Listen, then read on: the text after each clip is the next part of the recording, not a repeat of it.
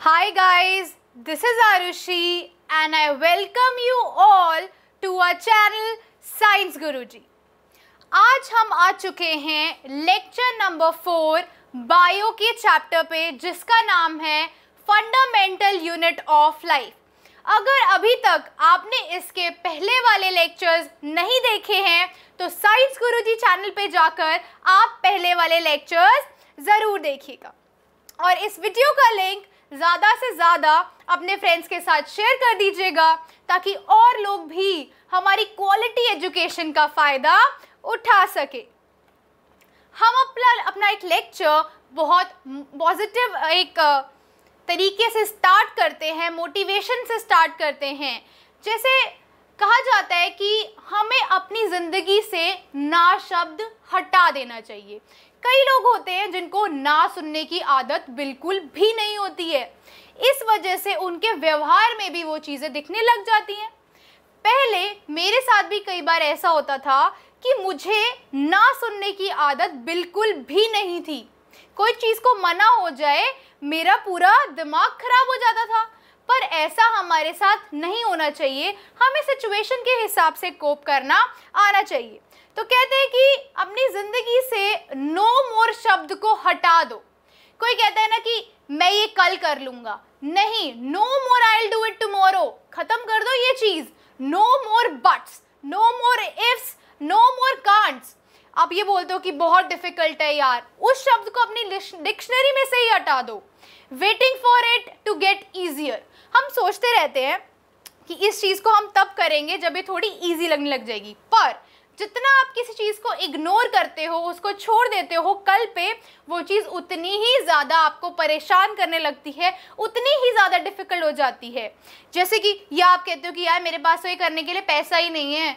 कोई बात नहीं, गवर्नमेंट ने इतनी सारी फैसिलिटीज़ दी है, इतने सारे कॉम्पिटिटिव एग्जाम्स दिए क्लियर करने के लिए। ज़रूरी थोड़ी है कि हमने प्राइवेट में जाकर ही ये कॉलेज लेना है, ऐसा नहीं है। आप एग्जाम्स क्रैक करो।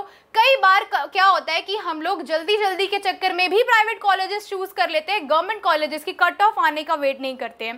तो सब्र करना भी बहुत ज़रूरी होता है कि और कई बार हम बोलते हैं कि I am not good enough for it. ऐसा नहीं बोलना चाहिए। आपको अपने अंदर की कैपेबिलिटीज़ को अंडर एस्टिमेट नहीं करना चाहिए। आप जो चीज़ कर सकते हो उससे और कई ज़्यादा कर सकते हो, ये सोच के चलना चाहिए।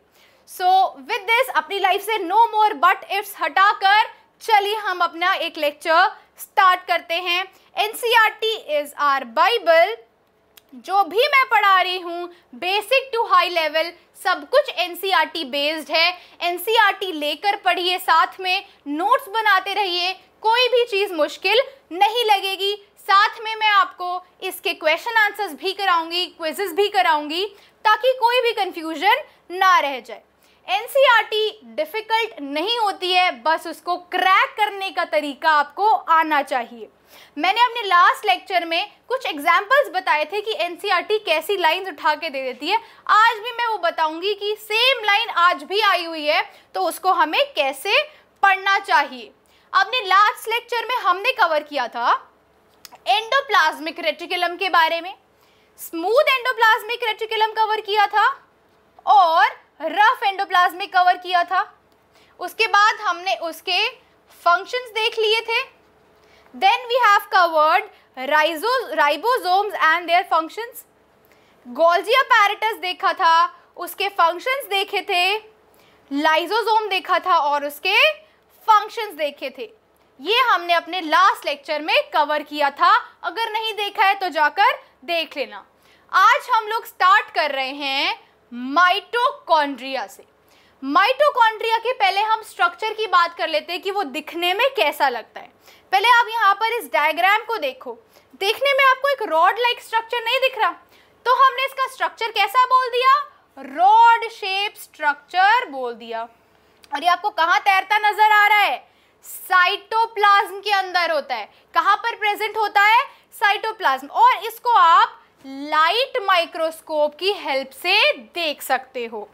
ये सारे यूकैरियोटिक सेल्स के अंदर प्रेजेंट होगा, पर मैमेलियन आरबीसी के अंदर प्रेजेंट नहीं होगा। पिछले लेक्चर में मैंने आपको एक और चीज़ बताई थी कि जो मैमेलियन आरबीसी के अंदर प्रेजेंट नहीं होगा, मुझे कमेंट सेक्शन में करके ज़रूर बताओ। अगर आप आंसर नहीं ढूंढ पा रहे हो तो पिछले लेक्चर्स देख के मुझे बताओ कि मैमेलियन आरबीसी और कहाँ प्रेजेंट, कि उसमें क्या चीज़ें प्रेजेंट नहीं होंगी। सो स्ट्रक्चर देखा हमने, रॉड शेप स्ट्रक्चर है। अब इसका कुछ थर्मस बॉटल लाइक स्ट्रक्चर भी देख पा रहे हो आप यहाँ पर। इसके अंदर 2 लेयर्स होती हैं, 2 माइटोकॉन्ड्रियल लेयर्स है। देखो आप यहाँ पे देख पा रहे हो कुछ ऐसा सा स्ट्रक्चर, मैं आपको बना के दिखाती हूँ। ये आपकी होगी पहली लेयर। दूसरी लेयर कुछ ऐसी लग रही है हमें देखने पे, देखो इस तरह से हमने इसको 2 लेयर्ड बोला है। समझ पा रहे हो, कंफ्यूज नहीं करना है, ये उसका पार्ट नहीं है, ये this is your second layer. अब जो आपकी आउटर माइटोकॉन्ड्रियल मेम्ब्रेन होगी, यानी कि हम इस वाली लेयर की बात कर रहे हैं, फर्स्ट लेयर की, ये कैसी होगी? ये स्मूथ लेयर होगी। पर जो इनर माइटोकॉन्ड्रियल मेम्ब्रेन है, यानी कि ये जो आपको फोल्ड्स टाइप दिख रहे हैं, this is your second membrane, that is your inner membrane. Inner membrane है ये आपकी। ये क्या करती है? फिंगर लाइक प्रोजेक्शंस बनाए हैं। देखो डायग्राम में देखो, इसने कैसे फिंगर लाइक प्रोजेक्शंस बनाए हुए हैं। इन फोल्ड्स को, फिंगर लाइक प्रोजेक्शंस को क्या बोलते हैं हम? क्रिस्टे बोलते हैं। और ये कौन बनाता है? इनर माइटोकॉन्ड्रियल मेम्ब्रेन बनाती है, यानी कि सेकेंड माइटोकॉन्ड्रियल मेम्ब्रेन बनाती है। ध्यान रखनी है, first membrane is smooth and second membrane produce finger like projection, जिनको हम क्रिस्टे बोलते हैं। ध्यान में रखनी है बात। मेम्ब्रेन्स की बात कर ली, स्ट्रक्चर बनाते हैं माइटोकॉन्ड्रिया का।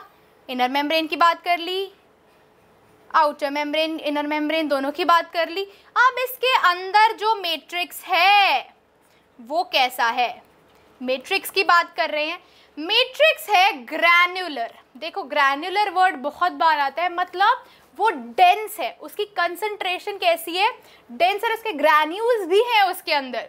Inner chamber is filled with granular and denser matrix. जो कि कैसा नेचर होगा उस मैट्रिक्स का? प्रोटीनेशियस, प्रोटीनेशियस नेचर होगा, यानी कि प्रोटीन का वो मैट्रिक्स बना होगा जिसके अंदर रेस्पिरेटरी एंजाइम्स पड़े होंगे। और वो क्या करेगा? क्रैब साइकिल करेगा। क्या करेगा? Krebs cycle. रेस्पिरेटरी एंजाइम्स है तो वहां पे क्या होगी? Krebs cycle. पिछले लेक्चर में कोई बच्चा पूछ रहा था कि मैम क्रैब साइकिल कहाँ होगी? क्रैब साइकिल होगी माइटोकॉन्ड्रिया के अंदर। क्रैब साइकिल क्या होती है, कैसे होती है? बहुत लंबा प्रोसेस है, हायर क्लासेस में आपको आप ये और अच्छे से पढ़ोगे। इतना याद रखना है, क्रैब साइकिल कहाँ होगी? माइटोकॉन्ड्रिया के मैट्रिक्स के अंदर होगी, क्योंकि वहां पर रेस्पिरेटरी एंजाइम्स पड़े होते हैं। माइटोकॉन्ड्रिया का स्ट्रक्चर देख रहे थे हम। इसके मैट्रिक्स के अंदर भी क्या होंगे? राइबोसोम्स और डीएनए, यानी कि माइटोकॉन्ड्रिया के अंदर अपना डीएनए, यानी कि own DNA plus ribosomes present होंगे इसके अंदर। ये बात याद रखनी है। पिछले लेक्चर में एक और चीज बताई थी मैंने, किसके अंदर अपना डीएनए और राइबोसोम होगा? कमेंट सेक्शन में करके बताओ फटाफट से। माइटोकॉन्ड्रिया के मैट्रिक्स के अंदर सर्कुलर डीएनए होगा। कैसा डीएनए होगा याद रखना है? सर्कुलर की बात कर रहे हैं, यानी कि कुछ इस तरह का डीएनए होगा। Are you guys following? समझ पा रहे हैं आप लोग? लेट्स मूव अहेड, चलो आगे चलते हैं। फंक्शंस ऑफ माइटोकॉन्ड्रिया देख रहे हैं हम लोग।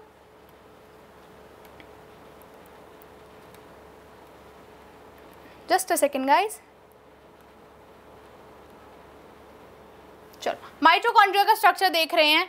इसको हम power house of the cell भी बोलते हैं। ध्यान रखना है। जैसे कि अच्छा, कोई question for you guys, comment section में जरूर बताइए। लाइसोसोम्स को हम लोग किन 3 नामों से बुला सकते हैं? मैंने बताए थे, एक डी से स्टार्ट होता है, एच जी से स्टार्ट होता है, और एक और बताओ फटाफट से। 3 चीजें मैंने आपको बताई थी, फटाफट से बताइए। अब माइटोकॉन्ड्रिया पे वापस आ जाते हैं। माइटोकॉन्ड्रिया को क्या बोलते हैं? Power house of the cell या फिर एटीपी मिल्स भी बोलते हैं। क्यों? क्योंकि यही साइट है जहां पे आपका एटीपी प्रोडक्शन होगा, जिसको हम सेल्यूलर रेस्पिरेशन भी कहते हैं। अब कोई भी ऑर्गेनिज्म अपनी एनर्जी किस फॉर्म में खर्च करेगा? एटीपी के फॉर्म में खर्च करेगा। एटीपी की फुल फॉर्म होती है एडिनोसाइन ट्राइफॉस्फेट, याद रखनी है। और एडीपी की फुल फॉर्म क्या होती है? Adenosine diphosphate. Just for your knowledge मैंने आपको बता दिया। एटीपी को क्या बोलते हैं हम? एनर्जी करेंसी ऑफ सेल बोल देते हैं। माइटोकॉन्ड्रिया की बात कर रहे हैं। अब क्या बताया मैंने कि माइटोकॉन्ड्रिया को आप सेमी ऑटोनोमस ऑर्गेनल भी बोल देते हो। सेमी ऑटोनोमस मतलब जो अपना काम खुद कर सकता है। और वो क्या काम खुद कर सकता है अपना? वो कुछ ध्यान रखने हैं, सम। मैंने क्या बोला? एनसीईआरटी में ऐसे वर्ड्स का ही तो ध्यान रखना है। माइटोकॉन्ड्रिया सम यानी कि कुछ अपने प्रोटीन्स बना सकते हैं, इसीलिए उसको सेमी ऑटोनोमस ऑर्गेनल नाम दे दिया है। Are you guys following? चलिए प्लास्टिड्स की बात करते हैं। प्लास्टिड अगेन लाइट माइक्रोस्कोप के अंडर आप इनको देख पाते हो। इनकी कुछ शेप ऐसे होती है, ओवल शेप के होते हैं ये। This is what? This is your plastid. Large sized cell organelle है ये। कहाँ पे होंगे? All green plants and in some protist. मतलब फिर से एनसीईआरटी में आपको झोल में डाल दिया भाई। ऑल एंड सम की बात ध्यान रखनी है। ऑल ग्रीन प्लांट्स में प्रेजेंट होंगे प्लास्टिड, पर सिर्फ सम प्रोटिस्ट में होंगे। वो कौन से सम प्रोटिस्ट है? एनसीईआरटी ने आप पे छोड़ दिया। डीकोड करो एनसीईआरटी की लैंग्वेज, अपने आप सर्च करो कि कौन से प्रोटिस्ट है। So this is a homework for you guys. मुझे बताइए कौन से प्रोटिस्ट में प्रेजेंट होगा। अब प्लास्टिड के दो फॉर्म्स हैं, ठीक है। इनफैक्ट 3 फॉर्म्स हैं, अभी हम 2 की बात करेंगे यहाँ पर। पहले हम देखेंगे क्रोमोप्लास्ट, उसके बाद हम देखेंगे ल्यूकोप्लास्ट। पहले हम बात करते हैं क्रोमोप्लास्ट की। क्रोमोप्लास्ट का आप यहाँ पर स्ट्रक्चर देख पा रहे हो। कैसा है ये? आपको कलर दिख रहा है ना, ग्रीन तो नहीं दिख रहा। तो कैसा है ये? पिगमेंट होता है, कलर्ड पिगमेंट। ये ऐसा प्लास्टिड है जो कि कलर्ड पिगमेंट है, जिसके अंदर याद रखना है कैसे पिगमेंट्स हैं? डिफरेंट कलर्ड पिगमेंट्स हैं इसके अंदर। अब हम ल्यूकोप्लास्ट की बात कर लेते हैं। ये कलरलेस प्लास्टिड है। वो कलर्ड यानी कि क्रोमोप्लास्ट कैसा था? कलर्ड प्लास्टिड था। ल्यूकोप्लास्ट कैसा है? कलरलेस प्लास्टिड है। प्लास्टिड की ही बात करें, प्लास्टिड के ही ये बाइफिकेशंस है। उसके बाद इसका क्या काम होता है? फंक्शन देख रहे हैं हम यहाँ पर। वो स्टोर करता है रिजर्व फूड, यानी कि फूड को स्टोर कर रहा है। किस फॉर्म में? स्टार्च की फॉर्म में, प्रोटीन्स की फॉर्म में और फैट्स की फॉर्म में फूड को स्टोर कर रहा है। उसके बाद इसके अंदर नॉन ग्रीन पिगमेंट है। ग्रीन पिगमेंट यानी क्लोरोफिल की बात नहीं कर रहे हैं हम लोग। प्लास्टिड 3 तरह के बताए मैंने आपको, 2 तरह बताए, एक और बता देती हूँ मैं आपको यहाँ पे। क्लोरोफिल यानी कि ये आपका कैसा होता है? ग्रीन कलर का होता है। ल्यूकोप्लास्ट कैसा है आपका? कलरलेस है। ल्यूकोप्लास्ट कैसा है? कलरलेस है, ठीक है। नॉन ग्रीन पिगमेंट है। अब ये क्या करता है? फ्रूट्स और फ्लावर्स को कलर प्रोवाइड करता है। इसके अंदर नॉन ग्रीन पिगमेंट भी है जो कि फ्रूट्स और फ्लावर्स को कलर प्रोवाइड करता है, याद रखनी है बात। क्लोरोप्लास्ट, जैसे कि मैंने आपको बताया, ये प्लास्टिड मोस्ट इंपॉर्टेंट प्लास्टिड है। मोस्ट इंपॉर्टेंट प्लास्टिड है जो कि जिसके अंदर ग्रीन कलर का पिगमेंट होगा, जिसको हम क्लोरोफिल बोलते हैं। ध्यान रखनी है, ये इस बात तो सबको ऑलमोस्ट पता होगी। अब क्लोरोप्लास्ट का थोड़ा सा स्ट्रक्चर देख लेते हैं। क्लोरोप्लास्ट के अंदर 2 मेम्ब्रेन्स हैं। कितनी मेम्ब्रेन्स है भाई? 2 मेम्ब्रेन्स है क्लोरोप्लास्ट के अंदर, ठीक है। अब क्लोरोप्लास्ट देखो, ये structure of a chloroplast. Chloroplast के अंदर जो मैट्रिक्स है इसको हम स्ट्रोमा बोलते हैं। और ये कैसा है, इसका नेचर कैसा है? ये एक तो कलरलेस है, दूसरा ग्रैन्युलर इन नेचर है, जिसको हम क्या बोलते हैं? स्ट्रोमा या फिर मैट्रिक्स बोलते हैं। Are you guys following? देखो, दो मेम्ब्रेन है, ये आपकी आउटर मेम्ब्रेन हो गई, ये आपकी इनर मेम्ब्रेन हो गई। इसके अंदर ये जो स्ट्रक्चर्स हैं इनके बारे में मैं आपको आगे बताती हूँ। देखो, क्लोरोप्लास्ट का ये सारे मैंने आपको डिफरेंट क्लोरोप्लास्ट के स्ट्रक्चर्स दिखाए हैं, अलग अलग डायग्राम्स हैं, पर क्लोरोप्लास्ट का ही डायग्राम है तो कंफ्यूज नहीं करना है। अलग अलग डायग्राम देखोगे तो कंफ्यूज नहीं होगे, क्लियर अच्छी से चीज़ें होंगी। अब इसके अंदर सैक्स हैं। सैक्स का कैसा स्ट्रक्चर है ये देखो, फ्लैटेंड सैक्स, मतलब सैक का स्ट्रक्चर कुछ ऐसा होता है। अब फ्लैट कर दिया सैक को तो ऐसा हो गया, इसको हम क्या बोल देंगे?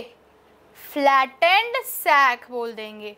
ऐसा कुछ स्ट्रक्चर है इनके अंदर, क्लोरोप्लास्ट के अंदर, जिसको आप क्या बोलोगे?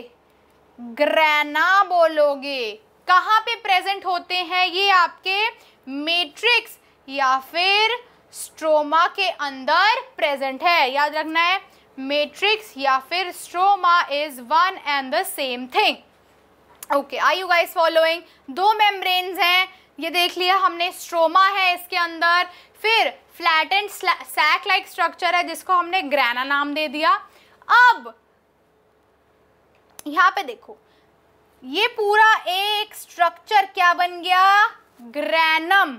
क्या बन गया आपका? एक स्ट्रक्चर ग्रैनम बन गया। अब ग्रैनम जो है वो सुपर इम्पोज्ड है ओवल शेप्ड स्ट्रक्चर से, यानी कि आप देखो सुपर इम्पोज्ड है ना ये एक दूसरे से। इन स्ट्रक्चर्स को क्या बोलेंगे हम? थैलेकॉइड्स बोलेंगे। और थैलेकॉइड्स के अंदर ही क्या होगा?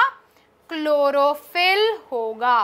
क्या होगा? क्लोरोफिल होगा। ये देखो थैलेकॉइड का स्ट्रक्चर यहाँ पे मैंने आपको दिखाया हुआ है, थैलेकॉइड का स्ट्रक्चर देख लिया। ओके, अब डिफरेंट पिगमेंट्स इन प्लांट्स, यानी कि क्लोरोफिल के अलावा भी और पिगमेंट्स होते हैं जिनको हम एसेसरी पिगमेंट्स भी कहते हैं, यानी कि ग्रीन कलर के अलावा की बात कर रहे हैं हम लोग। और वो कहाँ प्रेजेंट होंगे? क्लोरोप्लास्ट में प्रेजेंट होंगे एसेसरी पिगमेंट्स। अब ग्रीन ऐसा नहीं होता, देखो हमने बहुत बार देखा होगा कि अलग अलग प्लांट्स के अंदर लीव्स का कलर अलग है। देखो जैसे कि डायग्राम में दिखाया मैंने, green colour, yellow colour, orange colour, red colour, लिख लेते हैं यहाँ पर, मैंने कलर के नाम नहीं लिखे हैं, कोई बात नहीं। येलो, ग्रीन तो आपका क्या है? क्लोरोफिल ही है। अब जो येलोइश कलर है लीव्स का, वो कौन से एसेसरी पिगमेंट्स के उससे आएगा? कैरोटीनॉइड्स का नाम होता है, और फ्लेवोनॉइड्स, इनकी वजह से कौन सा कलर आएगा? Yellow colour. ऐसा नहीं है कि ये फोटोसिंथेसिस नहीं करेंगे, फोटोसिंथेसिस करेंगे, इनके अंदर ग्रीन पिगमेंट भी प्रेजेंट होगा, ये एसेसरी पिगमेंट्स प्रेजेंट होंगे। कैरोटीनॉइड्स और फ्लेवोनॉइड्स क्या बनाएंगे? आपके येलो कलर्ड लीफ बनाएंगे। उसके बाद कैरोटीनॉइड्स सिर्फ ऑरेंज कलर्ड लीफ बनाएंगे, और एंथोसाइनिन्स और प्लस कैरोटीनॉइड्स बना दिया तो कौन सा कलर बन गया? रेड कलर्ड लीफ बन गए।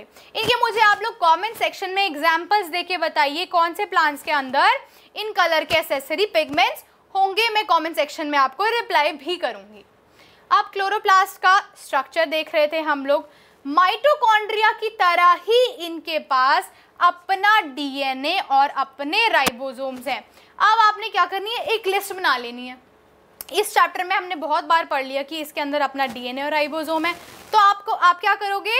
Structures having their own DNA and ribosome, एक लिस्ट बन गई, उसके अंदर आप वो चीज़ें ऐड करते रहोगे, और वो मुझे पिक्चर खींच के ज़रूर कमेंट सेक्शन में भेजना कि आप लोग अपने नोट्स कैसे बना रहे हो।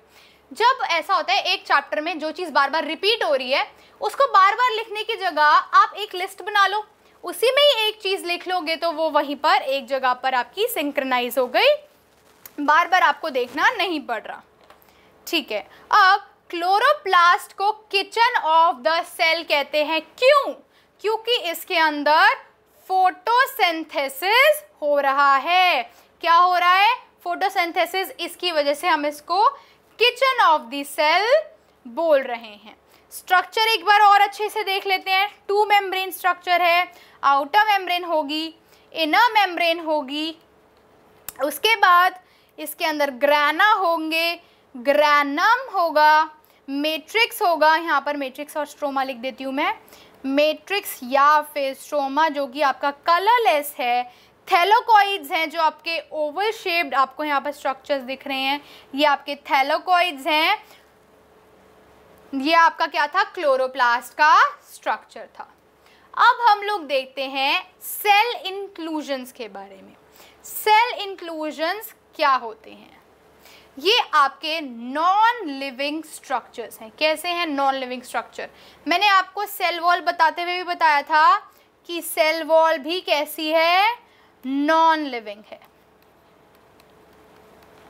याद रखना है, ऐसे लिस्ट में ऐड करते रहना है।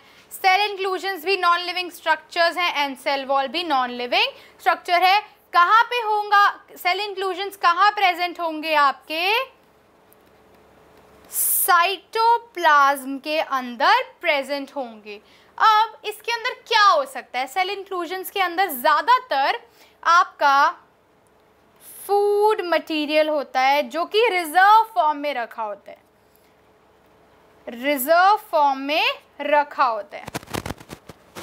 अब एग्जाम्पल अगर मैं आपको बताऊं कि देखो लिस्ट बनाते हैं, चलो इसके एग्जाम्पल इसके हो सकते हैं ग्रेन्स, ग्रैन्यूल्स और ड्रॉपलेट्स। ठीक है, हमने 3 चीज़ें लिखी, 1 2 3। आप भी मेरे साथ फटाफट से नोट्स बनाइए, अलग से बनाने की ज़रूरत नहीं पड़ेगी। ड्रॉपलेट्स। अब हम सेल इंक्लूजन्स का एग्जाम्पल की बात कर रहे हैं। ग्रेन्स का एग्जाम्पल ले तो पोटैटो के अंदर स्टार्च ग्रेन्स होते हैं, स्टार्च ग्रेन्स होते हैं। किसके अंदर होते हैं? ये ज़्यादातर ट्यूबर सेल्स के अंदर प्रेजेंट होते हैं। ये किसका एग्जाम्पल बताया मैंने आपको? सेल इंक्लूजन का एग्जाम्पल बताया। ऐसे ही लिस्ट बना लेना। उसके बाद ग्रैन्यूल्स की बात करें तो लिवर और मसल सेल के अंदर क्या होगा? ग्लाइकोजन होता है। किस में होगा वो? आपके सेल इंक्लूजन के अंदर होगा। ड्रॉपलेट्स की अगर हम बात करें तो ऑयल या फिर फैट सेल्स, ऑयल की ड्रॉपलेट्स होती हैं, ऑयल ड्रॉपलेट्स में होगी सेल इंक्लूजन, और फैट सेल्स के अंदर होगा सेल इंक्लूजन का एग्जाम्पल। ये 3 एग्जाम्पल बताए हैं, आप और भी एग्जाम्पल ऐड कर सकते हैं सेल इंक्लूजन के अंदर। एनसीईआरटी में काफ़ी छोटा पार्ट दिया है पर मैं इसको आपको अच्छे से बता रही हूँ। कोई भी चीज़ छोटी देख के एनसीईआरटी में छोड़नी नहीं होती है, उल्टा उसके और एग्जाम्पल्स देखा करो, अपनी लिस्ट और बड़ी बनाया करो। हम लोग आ चुके हैं वैक्यूल्स के ऊपर। वैक्यूल्स कैसे हैं? देखो, एनिमल सेल की अगर हम बात करें, एनिमल सेल के अंदर बहुत सारे वैक्यूल्स होते हैं पर छोटे होते हैं, many but small. Animal cell की बात करी। प्लांट सेल की बात करें, सिंगल होता है वैक्यूल बट कैसा होगा? लार्ज होगा। इवन 50 से 90% तक वो वॉल्यूम जो है वो कवर कर लेता है सेल की। किसके अंदर हम बात कर रहे हैं? प्लांट सेल के अंदर। और वो किस में हेल्प करता है? ऑर्गेनल्स को पुश करता है सेल वॉल की तरफ, क्योंकि उसने ज़्यादा स्पेस लिया हो तो ऑर्गेनल्स को कहाँ पुश कर रहा है वो? सेल वॉल की तरफ। सेल वॉल क्यों लिखा है हमने? क्योंकि यहाँ पे हम प्लांट सेल की बात कर रहे हैं। एक बार देख लेते हैं स्मॉल साइज कहाँ थे? एनिमल सेल में। लार्ज और सेंट्रल वैक्यूल कहाँ पे था आपका? प्लांट सेल के अंदर, जो कि बहुत ज़्यादा वॉल्यूम ऑक्यूपाई करता है। अब वैक्यूल्स आपका एक मेम्ब्रेन से बना है जिसका नाम है टोनोप्लास्ट। अब थोड़ा टोनोप्लास्ट के बारे में देख लेते हैं। टोनोब्लास्ट आपकी साइटोप्लाज्मिक मेम्ब्रेन होती है जो कि वैक्यूल के आसपास होती है। देखो अगर ये वैक्यूल है तो ये किसकी लेयर से सराउंडेड है? टोनोप्लास्ट की लेयर से सराउंडेड है। अब टोनोप्लास्ट का असल में काम क्या है? वो एक सेपरेशन की तरह काम करेगा।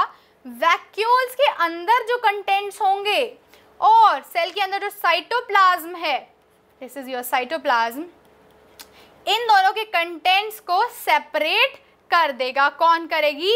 टोनोप्लास्ट की लेयर करेगी, वैक्यूल की हम बात कर रहे हैं। अब ये मूवमेंट्स में भी वैक्यूल के अंदर जो मूवमेंट्स हो रही है उसको भी रेगुलेट करेगी। कौन? Tonoplast layer. क्यों? क्योंकि आयंस का एक्सचेंज होना होता है सेल के अंदर। उसके बाद कई बार सेल के अंदर कुछ हार्मफुल सब्सटेंसेस भी आ जाते हैं जो सेल को हार्म पहुंचा सकते हैं। इसीलिए वैक्यूल्स उन मटेरियल्स को आइसोलेट करने का भी काम करता है। तो यहाँ पर एक फंक्शन और ऐड हो चुका है, आप ये अपने नोट्स में ऐड कर लीजिएगा। ओके, अब वैक्यूल के फंक्शन देखते हैं। मोस्ट इम्पॉर्टेंट फंक्शन इसका होता है स्टोरेज का काम करता है। किसका काम करता है? स्टोरेज का। क्या स्टोर करता है? वाटर स्टोर करता है, ग्लाइकोजन स्टोर करता है और प्रोटीन स्टोर करता है। किसका काम है ये? वैक्यूल्स का।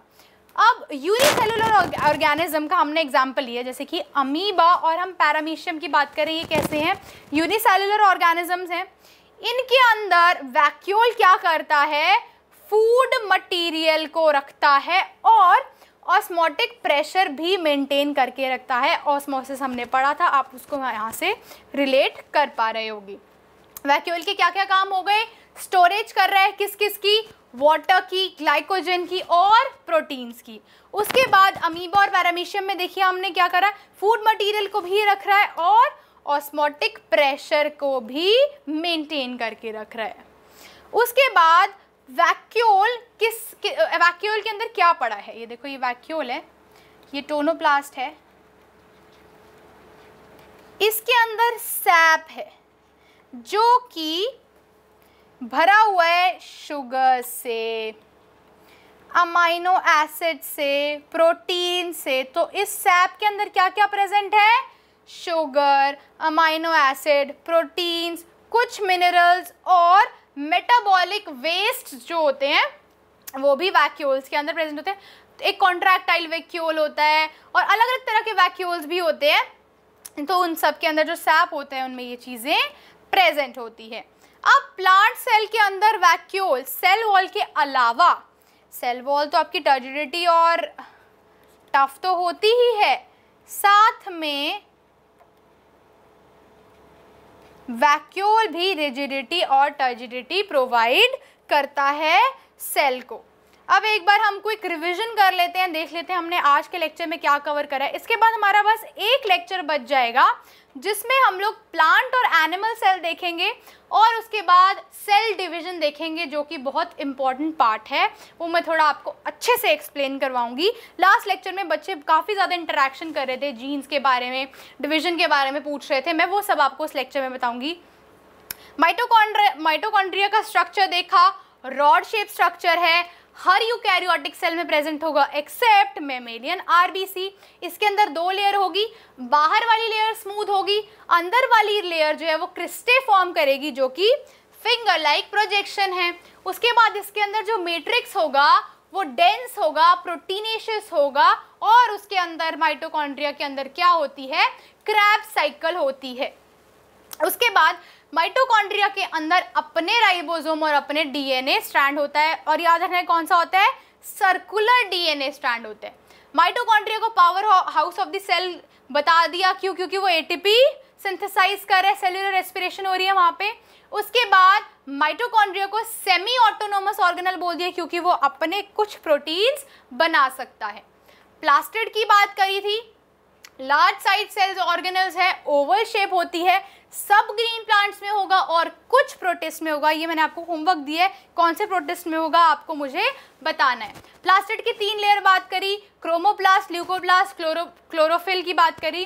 क्रोमोप्लास्ट कलर्ड है, leucoplast is colourless, chlorophyll is green. उसके बाद हमने एसेसरी पिगमेंट्स की बात करी, देख लेते हैं एसेसरी पिगमेंट जो क्लोरोफिल के अलावा प्रेजेंट होते हैं, ग्रीन, येलो, ऑरेंज, रेड, ये कलर आपको लीव्स को प्रोवाइड करते हैं। उसके बाद माइटोकॉन्ड्रिया की तरह ही क्लोरोप्लास्ट के अंदर डीएनए और राइबोसोम्स अपने होते हैं। क्लोरोप्लास्ट को किचन ऑफ द सेल इसलिए कहते हैं क्योंकि वहाँ पर फोटोसिंथेसिस होता है। फिर हमने सेल इंक्लूजन्स देखे कि ये नॉन लिविंग स्ट्रक्चर्स हैं। हमने फिर कुछ एग्जांपल्स देखे कहाँ कहाँ सेल इंक्लूजन्स हो सकते हैं। उसके बाद वैक्यूल्स की बात करी, एनिमल सेल में कम होंगे, स्मॉल होंगे पर बहुत ज़्यादा होंगे। प्लांट सेल में एक ही होगा, बड़ा सा होगा जो कि ज़्यादा वॉल्यूम कवर करेगा। वैक्यूल्स की बाहर की लेयर को हमने टोनोप्लास्ट बोला, उसके हमने फंक्शंस बताए। फिर वैक्यूल का इंपॉर्टेंट काम क्या है, वाटर और ग्लाइकोजन और प्रोटीन्स को स्टोर करना। अब हमारा लास्ट लेक्चर इसका रह गया है जिसमें हमने कवर करना है डिफरेंस बिटवीन प्लांट सेल और एनिमल सेल। सेल डिवीजन की बात करेंगे जिसमें माइटोसिस और मियोसिस के बारे में पढ़ेंगे। इसके बारे में आपको पढ़ के आना है अच्छे से, और आपको साइंस गुरुजी चैनल को सब्सक्राइब करना है। वीडियो को ज़्यादा से ज़्यादा लाइक करिए, ज़्यादा से ज़्यादा अपने फ्रेंड्स के साथ शेयर करिए। आप हमें इंस्टाग्राम पे फॉलो कर सकते हैं, हमारा हैंडल है साइंस गुरुजी ऑफिशियल, और आप मुझे भी फॉलो कर सकते हैं आरुषि 2535। आपको कोई क्वेरी हो, डाउट्स हो, आप पूछ सकते हैं। और मैं आपका टेलीग्राम पे एक सेपरेट क्लास 9 का ग्रुप भी बनाने वाली हूँ जहाँ पे हम एक डाउट सेशन रखेंगे और हम डिस्कस कर लेंगे कि आपको नेक्स्ट वीडियो कौन सी बनवाना चाहते हो, क्वेश्चन की, क्विज़ की, किसकी भी हम वहाँ पर डिस्कस कर सकते हैं। टेलीग्राम पे हमारा हैंडल है t.me/scienceguru-official, वहाँ पे आप हमारे साथ जुड़ जाएंगे। इंस्टाग्राम मैंने आपको बताया है science Guruji official. So with this आप लोग अपना अच्छे से रिवीजन करके आइए नेक्स्ट लेक्चर के लिए। सो आज के लिए इतना ही, बाय बाय, टेक केयर।